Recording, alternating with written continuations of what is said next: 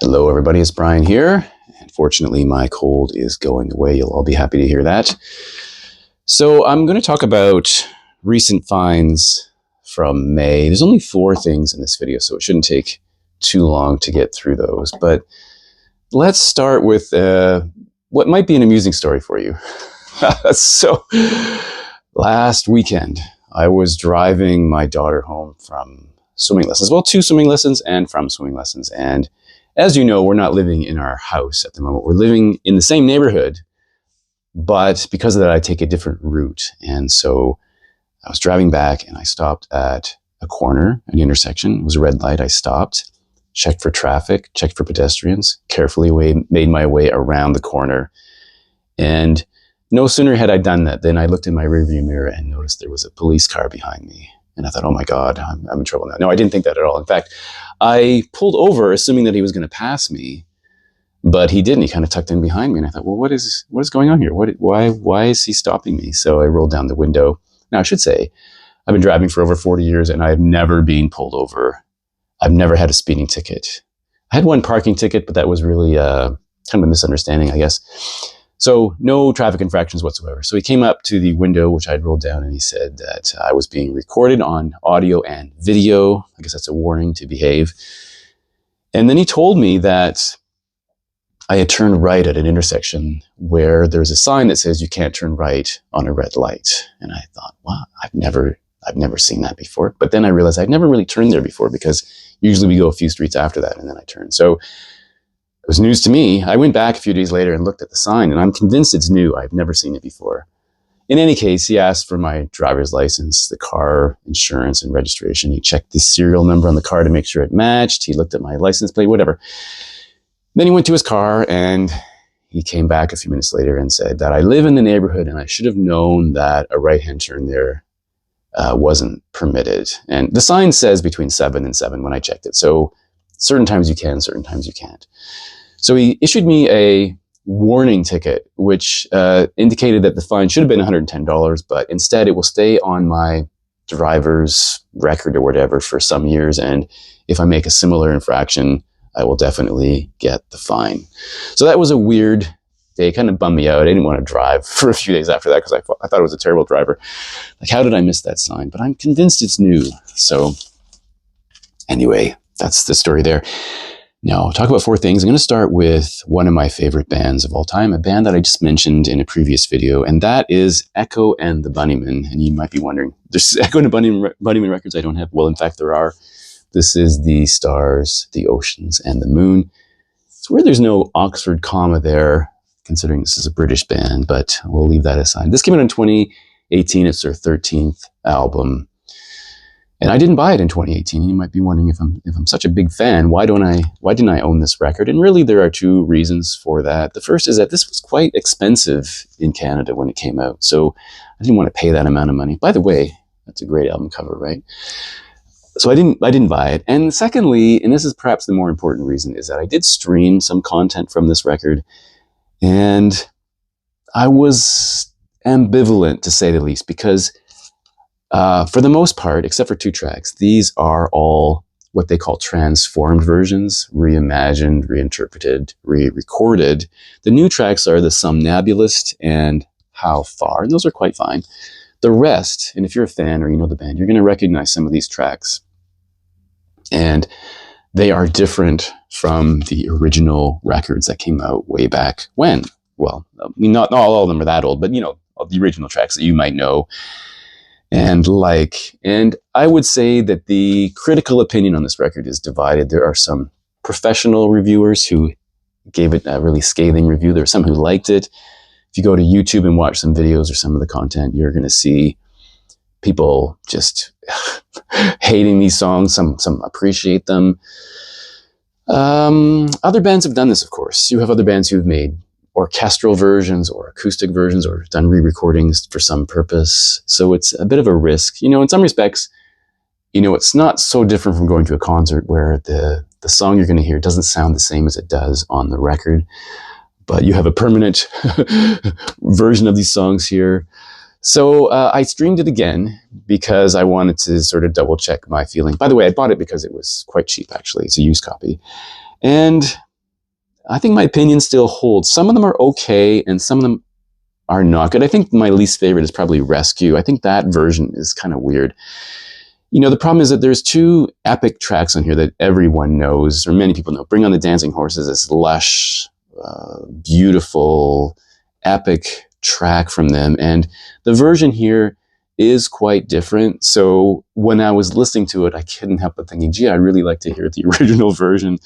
I felt the same way with many of these songs. The Killing Moon, another one that is a sort of a well-known, well-regarded song. The versions are good. If these were the only versions of these songs we had ever heard, I would be quite happy to hear them. But I guess I'm thinking that if I wanted to hear Echo and the Bunnymen, I'm probably going to choose the original album rather than this. But these are okay. In 2014, they released their last studio recording called Meteorites. And then the only new studio recordings we have are the two new tracks on here, and then nothing in the last 11 years. So in that album, Meteorites, which I think is really good, it's clear that Ian McCulloch's voice, after having been a smoker for years, is a bit weathered. I mean, his voice is, I guess you could say, rough around the edges. It brings a different character to his singing, but it's not the youthful, lush voice we know from these early tracks. So I guess this is something I'm going to have to listen to a few more times to see what I think about it. But I'm sort of on the fence. So let's look at these are the inner sleeves, stars, and whatever. They're just black. Black vinyl, which is fine. One side has the astronaut's helmet. The other side has the moon. And the credits are interesting. You know, Ian and Will are the only original members still with the band. There's a bunch of other musicians included here on doing things like keyboards, bass, drums, piano, accordion, cello. Then we have someone who's called an orchestra fixer. That's Isabel Griffiths. I don't know what that means. Sam Swallowed, a string arranger, is a string arranger and does conducting. And then we have Strings and Things by the London Symphony Orchestra. So there's a bit of an orchestral element. So yeah, I'm going to say not bad. I'd probably come down somewhere in the middle on a scale of maybe 3 or 3.5 out of 5. But I think I'm going to prefer the originals. But it's good to have this since I'm a fan and I never had it before. All right, second one, breaking my rule yet again of buying things on vinyl I already have on CD. So I bought this album on compact disc in 2008 when it came out, and that is My Morning Jacket. This is Evil Urges. I think it's their 5th record. They're from Kentucky somewhere, an alt, indie, neo-psychedelia band led by Jim James. Never quite sure what to make of this album cover.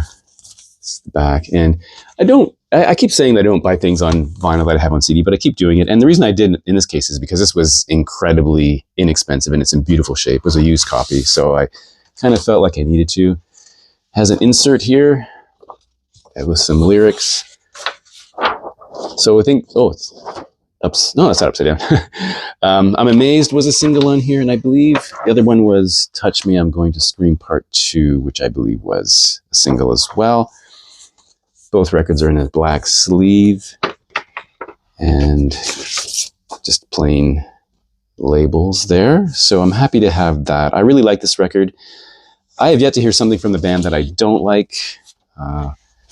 And there are a couple things that I don't have on vinyl that I have on CD that if I ever see them at this price range, I would get it. I mean, the price on this was good, and it's beautiful. All the corners are crisp, great looking record. So that is fantastic.